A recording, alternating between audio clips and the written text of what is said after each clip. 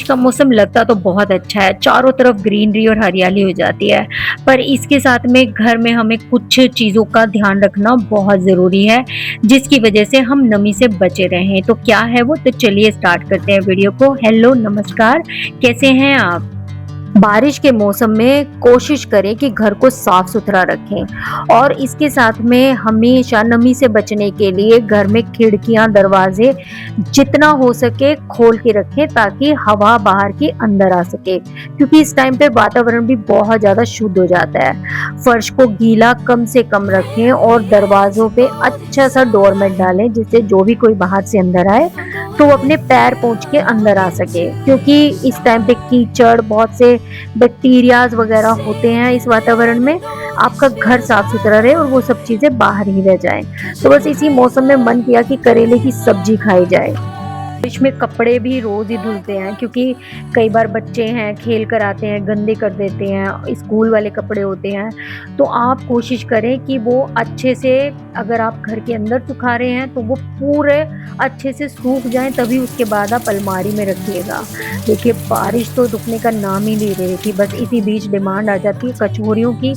तो बस कचौरियाँ भी बना डाली फटाफट और इसका मिक्सचर भी बहुत टेस्टी बना था। आलू की सब्जी थी खट्टी-खट्टी, इमली का पानी डाल के। और फिर बस सुबह का टाइम आ गया था, रात को तो हमने कचौरियाँ ही एंजॉय की थी। दाल बची हुई थी मेरी क्योंकि फिर किसी ने दाल खाई ही नहीं थी, तो बस मैं इसको ऐसे ही यूटिलाइज़ करती हूँ। उसमें मैंने आटे में ही गूँथ लिया था और साथ ही साथ इसमें मैंने प्याज़ डाली, हरी मिर्च डाली और नमक और ऐड कर दिया था।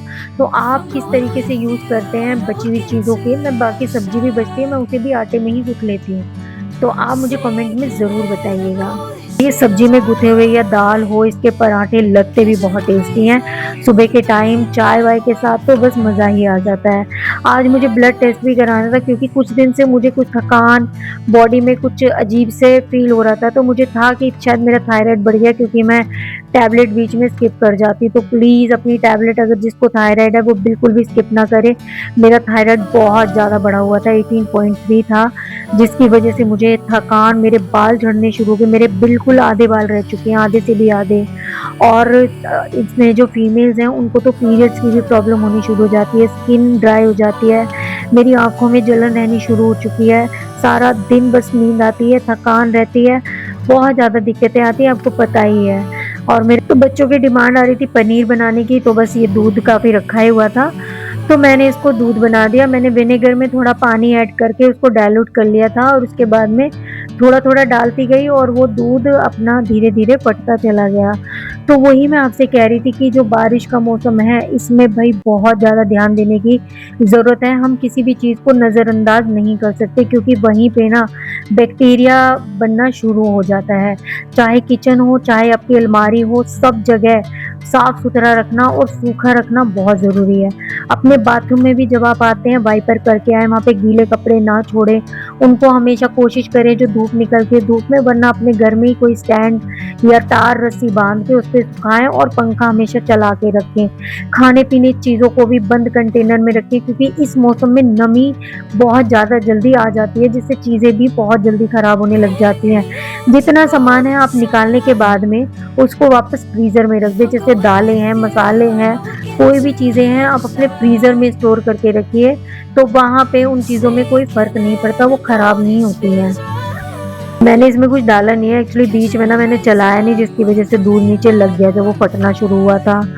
तो बस वैसे पनीर बहुत अच्छा बना था, इसमें तो कोई डाउट नहीं है। तो वही मैं बता रही थी कि अगर सीलन या लीकेज हो ना आपके घर में कहीं पे भी, तो उसे बिल्कुल भी इग्नोर मत करो क्योंकि इस टाइम पे ना हर चीज़ डबल हो जाती है। उसका ठीक से रख-रखाव करो, उसका जल्दी से काम ज़रूर करवा लो। और सबसे ज़रूरी बात, घर को ना सजाते-सजाते खुद को मत भूल जाना, क्योंकि हम क्या करते हैं अक्सर कि घर के चक्कर में हम अपने आप को बिल्कुल भूल जाते हैं। तो वही चीज़ है कि जैसे मैंने पनीर बनाया है, इसको निकाल के किसी जाली में, तो इसको धोना बहुत ज़रूरी है क्योंकि जो विनेगर है उसकी वजह से इसमें खट्टापन आ जाता है। तो प्लेन पानी से इसे उसी टाइम पे धो लीजिए और इसको ड्राई होने के लिए रख दीजिए। तो मैंने इसको दबा के एक टिश्यू पेपर में, तो जो कपड़े वाला होता है फैब्रिक वाला, तो उसी में लपेट के मैंने किसी भारी बर्तन ऊपर से रख दिया था।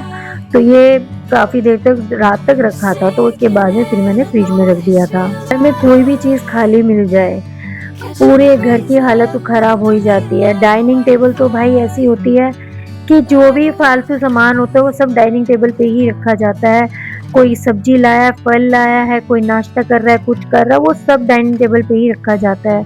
तो सुबह के टाइम तो बस ऐसे ही निकल जाता है इन सब चीज़ों को हटाना, सिंगवाना, उनकी जगह पे रखना, कोई तेल की बोतल कहीं कुछ, सबके साथ यही दिक्कत है। क्या आपके घर में सब रखते हैं ठिकाने पे या आपके घर में भी सेम यही हालत है?